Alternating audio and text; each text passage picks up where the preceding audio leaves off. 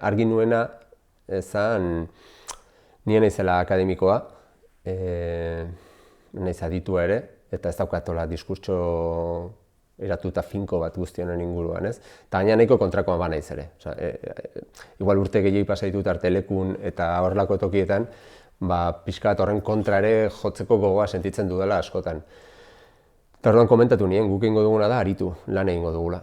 Eta orduan egin duguna da lan, egin ditugu adibide asko ikusi, nik txapatxoak sartu izan dizkiet kontzeptu hauen inguruan eta gauza hauen inguruan, baina egin ditugunak izan dira hainbat praktikak, hasieratik jakinik horiek nonbait argitara emango zirela.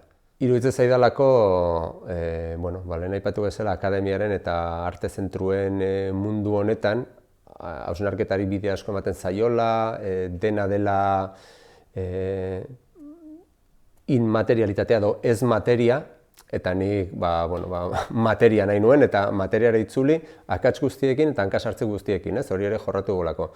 Baina pixka bat akzio kontu batetara itzuli eta horrela bideratu dut.